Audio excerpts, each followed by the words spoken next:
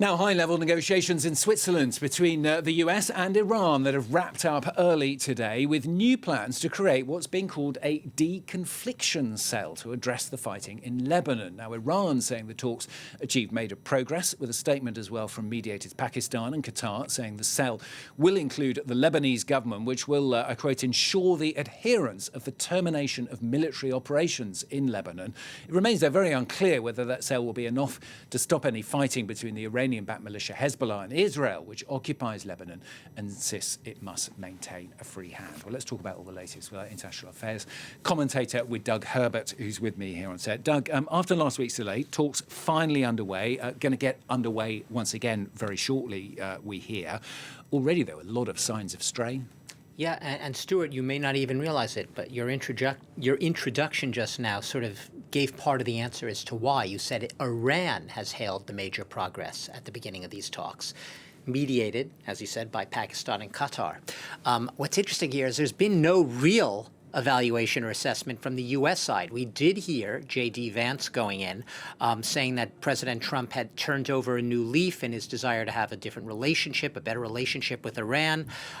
So Vance trying to set a at least diplomatic tone, but then essentially having Donald Trump tear up the entire playbook and stomp all over that play sheet. And what do I mean by that? Well, you know, the threats to basically tell Iran that unless it reopens the Strait of Hormuz, a key sticking point in this entire deal, it might not have an effing country. He used the expletive. I won't on set.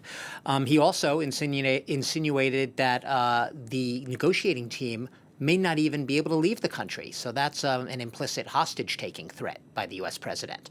So not exactly, I called it earlier, an own goal. I've also called this memo of understanding a memo of misunderstanding. When you ask me if it's off to, you know, sort of a strained start or a bumpy start, yeah, clearly. And recent polls in the U.S. suggest that a lot of Americans seem to agree. A CBS YouGov poll taken in the past couple of weeks says that most Americans, 37% of Americans think Iran got a better deal out of the MOU, the Memo of Understanding, than the U.S. Only 22%, about a fifth, think the U.S. got the better deal.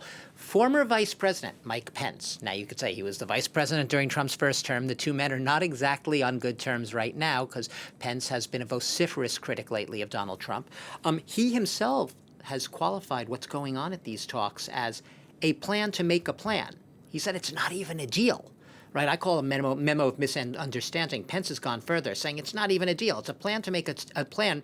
And he said it smacks of the very kind of appeasement that his former boss, Donald Trump, outrightly rejected throughout his first term. With statements like that, yeah, it's off to a strained start. It's off to a start filled with threats from the U.S., threats that Iran finds unacceptable. And you could say it's off to an asymmetric start. I think that Iran has emerged from the very brief first encounters with a sense of a little more strut in its step, perhaps a lot more strut in its step. And Donald Trump, with his aggressive threats, I'm using the word aggressive, you don't have to, Stuart, aggressive threats showing that he is flailing right now, even if he cannot acknowledge he is. Doug, I talked at the top there about Lebanon, which seems to be the main initial sticking point. If you ignore that, though, what are the other thorny issues going forward? Yeah.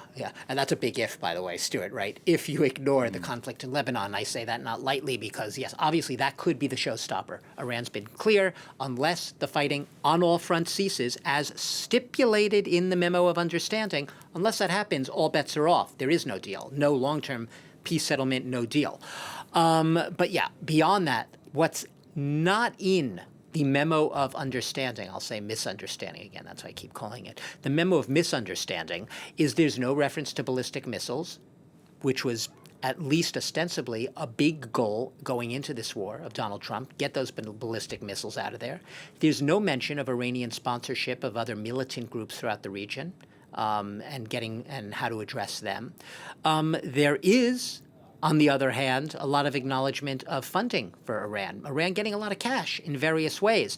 Donald Trump originally, well, the deal talks about setting up a $300 billion fund, presumably, in conjunction with the Gulf partners. Donald Trump has insisted not a penny is going to come from the United States. But $300 billion is a lot of money, and a lot of bipartisan, that means Republican and Democratic critics, are saying this sounds like we're throwing a lot of money at a country that is our adversary, that it was one of the warring parties, and we're giving them everything in the kitchen sink. Lindsey Graham, I'll go back, had originally likened this to as if for the Marshall Plan, Europe had given all this money to Germany if the Nazis had still been in charge. And that's essentially what this $300 billion fund has been likened to by some who see it as, why are you giving this regime all that money? So Iran clearly now has a big win. These are all issues that are going to have to be addressed. We talk about nuclear issues, and you have to reiterate it again and again and again. Yes, Iran has said it doesn't want nuclear weapons. Nothing new under the sun there, Stuart. It's always maintained. It's always said it doesn't want a nuclear weapon. The question is how much it can enrich. And it continues to insist it can enrich, and it continues to insist after 60 days it will have control over the strait. Just time to ask you, Doug, about Iran. I mean, how is the situation? How are Trump's threats being seen there, do you think? Horribly. The threat, I call it an own goal, Donald Trump's threat. Donald Trump perhaps thinks he's being a stable genius on the negotiating front, thinking that if he blows hot and cold, his negotiation tactics work. No one quite understands Trump. Only he understands the genius of his negotiating tactics. But at the end of the day, they're simply not working. And Iran has been very savvy, and they've made it very clear. In the past, they were tough negotiators, and they remain tough negotiators. They have called Donald Trump's threats and behavior unacceptable, and they have all but outrightly explicitly said threats are not going to bow us, even under the assumption that if the U.S. were to resume bombing away at Iran, it has showed that it's resilient. It has shown that it can retain the capacity to retaliate when and if it wants, even if it's far outnumbered militarily by the United States, outmatched. But that said, the threats aren't working. Iran isn't accepting them, and it's not creating conditions conducive for holding these talks together for 60 days going ahead. Doug, thanks.